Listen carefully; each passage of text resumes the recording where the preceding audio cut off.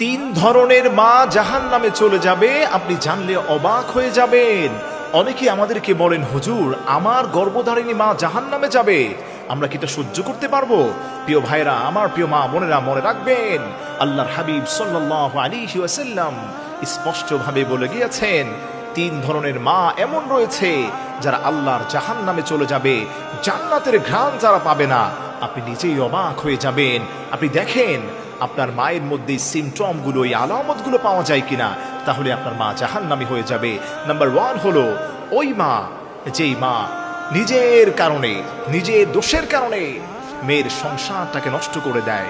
হর হামেশা আমাদের কাছে ফোন আসে, হুজুর আমার মেয়ের সংসারটা নষ্ট হয়ে গিয়েছে, মেয়ে সংসার করতেছিল 1 বছর 2 বছর হয়েছে, সংসার ভেঙে গিয়েছে। এটার মেয়ের 1 নম্বর কারণ যদি হয়ে যায়, আপনি যদি দেখেন যেখানে আপনার মায়ের হাত আছে, ওই মেয়ের সংসার ভাঙার পিছনে ছেলে মেয়ের সঙ্গে, স্বামী স্ত্রীর সঙ্গে ঝামেলা হবেই, এটা স্বাভাবিক।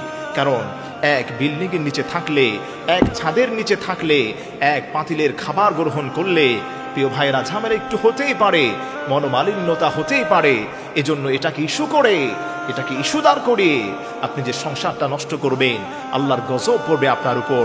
অনেক মা এরা আছেন, মেয়ে বাড়িতে গিয়েছে, মেয়ে ফোন করে বলেছে, মা তোমার স্বামী যে রয়েছে, আমার যে স্বামী রয়েছে, সে আমাকে অনেক জ্বালায়, অনেক কষ্ট দেয়, অপমান করে। তখন যদি মা বলে যে অপমান করে তোমাকে, তুমি বাপের বাড়ি চলে আসো, ওর ভাত খাওয়া তোমার দরকার নেই, প্রিয় মা, এটা আপনি ভুল করলেন।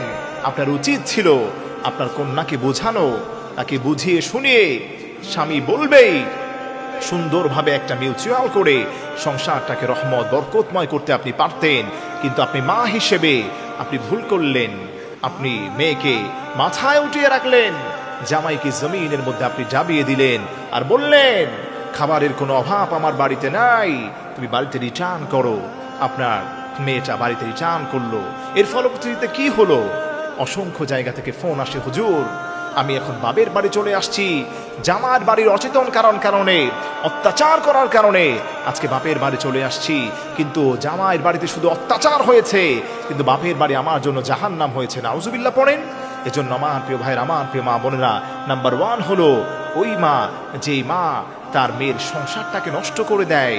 মেয়ের সংসারটা ভালো চলতেছিল, মায়ের কুপরামর্শে সংসার ছেলে মেয়ে দেখা যায় বাপের বাড়ি চলে আসে। নাউজুবিল্লাহ।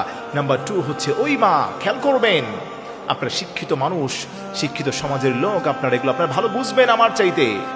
ওই মা, রাসূল সাল্লাল্লাহু আলাইহি সাল্লাম বলেন, যেই মা সন্তানদের মধ্যে ঝগড়া লাগিয়ে দেয়,